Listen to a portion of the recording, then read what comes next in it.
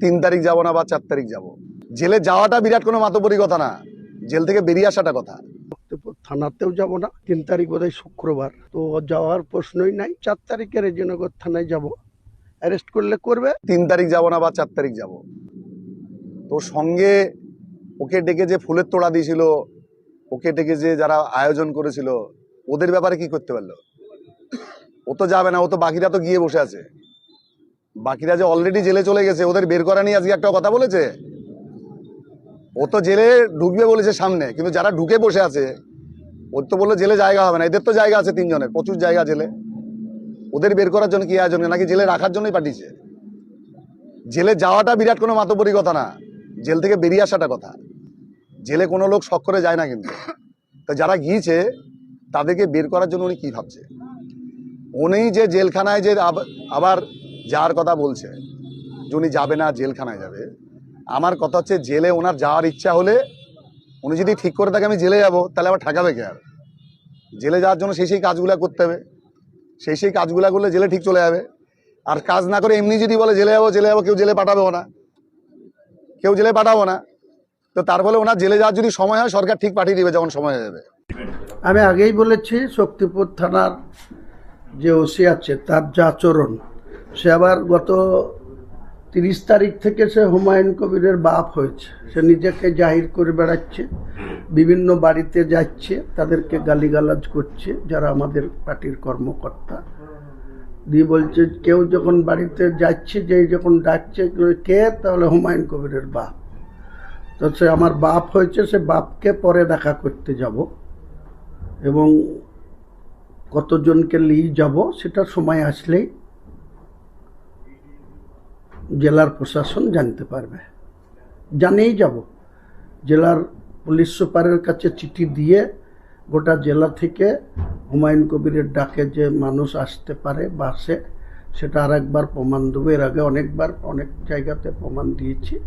আবার সামনের দিনে নতুন বাপ, তো আমার বাবা তো মারা গেছে 2007 সালে, এখন হঠাৎ করে আবার বাপ হয়েছে, তো বাপের সাথে তো সাক্ষাৎ করতে যেতে হবে।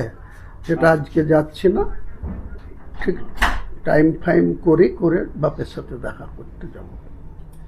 আজকে 15 বছর ধরে টিএমসি কোনো কাজ করেনি, সেটা আমি বলছি না, আপনারাও জানেন। আর যদি কাজ করতো, 15 বছর অনেকটা সময়।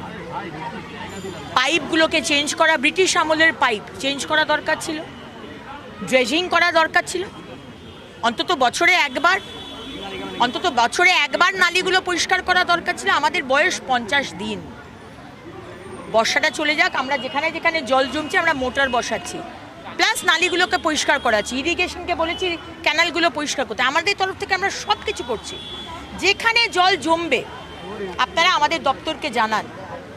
আমরা একটি নাম্বার দিয়েছি এবং আমরা একটি প্রোগ্রাম শুরু করছি মুখোমুখি। মঙ্গলবার, বৃহস্পতিবার আর শনিবার আমাদের দপ্তর থেকে লাইভ আপনারা আমাদের দপ্তরে আমাকে জিজ্ঞেস করবেন, আপনাদের সমস্যা, আপনাদের প্রশ্ন, আপনাদের আইডিয়া আমাদের দেবেন। যেখানে সমস্যা ওই হেল্পলাইন নাম্বারে ফোন করে জানান, আমরা মোটর পাঠিয়ে দেবো। মোটর দিয়ে 1 ঘন্টার মধ্যে আশা করব জল নেমে যাবে। কিন্তু এই 50 দিনের মধ্যে আপনারাও রিয়েলাইজ করবেন যে না, পাইপ চেঞ্জ করে কোনো কাজ করা সম্ভব নয়। আমাদের একটু সময় দিন, আমরা করতে চাই।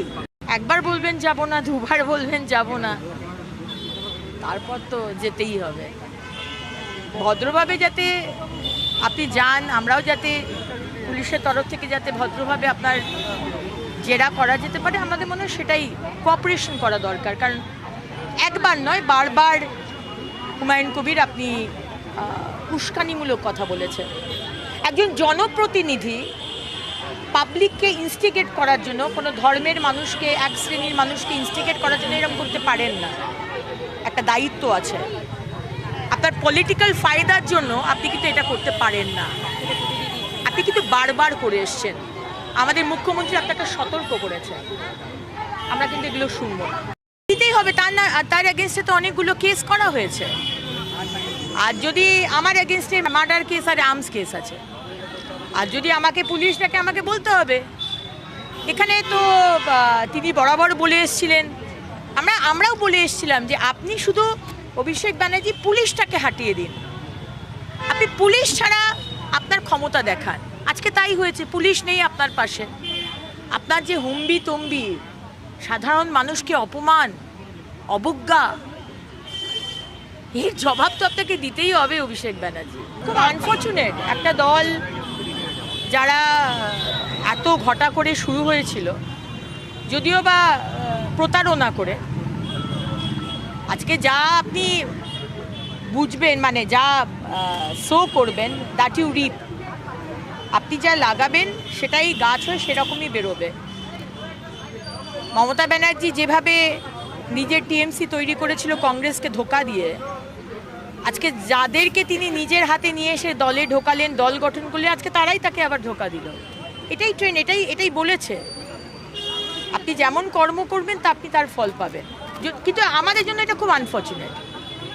আমরা কিন্তু একটা শক্ত স্ট্রং একটা অপোজিশন চেয়েছিলাম। আজকে যে অপোজিশন রয়েছে সেটা টুকরো টুকরো অপোজিশন। তারা কে আমরা সেটাও জানি না, কোনটা টিএমসি এ, টিএমসি বি, টিএমসি সি, কারা তারা। আমরা কথা বললে একদল বেরিয়ে যায়, আবার একদল থেকে যায়, আবার অন্য দলটা বেরিয়ে যায়, তার মধ্যে কিছুজন থেকে যায়। অনেক গোষ্ঠী, অনেক টুকরো হয়ে গেছে, দেখতে খারাপ লাগে। যারা চুরি করেছে, যারা বাংলার মানুষকে প্রতারণা করেছে, ইললিগালি লুট করেছে, সেগুলো তো শাস্তি তো হবেই, শাস্তি হবেই। সে দেবরাজ হন, এই সামনে আমাদের থাকেন যুবরাজ অভিষেক ব্যানার্জি, তিনি হন, স্বয়ং কালীঘাটের আমাদের এক্স মুখ্যমন্ত্রী মমতা ব্যানার্জি হন, ছাড় কাউকে দেওয়া হবে না। এর আগেও মুখ্যমন্ত্রী জেলে গেছে, প্রমাণ হয়েছে। মমতা ব্যানার্জি যদি এর মধ্যে থাকেন, এই লুটের মধ্যে, চুরির মধ্যে, তারও শাস্তি হবে। যেখানে যেখানে আমাদের মনীষীরা যারা পড়েছেন, যারা পড়াশুনো করেছেন, বা যারা যেগুলো ভেঙে পড়ছে, যার মেনটেনেন্স নেই, যেগুলো বাঁচিয়ে রাখাটা দরকার, আজকে পুরোনো দিনের হেরিটেজ বাড়িগুলোকে ভেঙে সেখানে মল, মাল্টি স্টোরের বিল্ডিং করা হয়েছে। আগের সরকারে তো সেইভাবে কোনটা রাখতে হয় আর কোনটা আমরা ভাঙতে পারি, সেই মানে নিশ্চয়ই সেই বুদ্ধিটা ছিল, কিন্তু তাদের কাছে প্রায়োরিটি ছিল টাকা বানানো, রেভিনিউ, সরকারি রেভিনিউ নয়, পার্সোনাল টাকা বানানো। সেই কারণে এই ধরনের যারা আমাদের হেরিটেজ বিল্ডিং, আমাদের আগামী জেনারেশন কি দেখবে? অর্ধেক তো ভেঙেই দেওয়া হয়েছে। আমাদের সরকার দেখবে, মাননীয় মুখ্যমন্ত্রী শুভেন্দু অধিকারী দেখবে। মিত্র ইনস্টিটিউশন তো বহু বছরের একটি স্কুল, এবং অত্যন্ত ভালোভাবে মেনটেন, খুব বেশি কিছু করার নেই। বাইরেটা রং করা, জানলাগুলো রং করা, পুরো বিষয়টা, পুরো ব্যবস্থাপনাটাকে দেখে নেওয়া আর কি। স্বরাষ্ট্রমন্ত্রী এখানে আসবেন এবং তার সূচিটা কি, তিনি এখানে এসে কি ছাত্রছাত্রীরা? না, এখনো ফাইনাল হয়নি কিছু।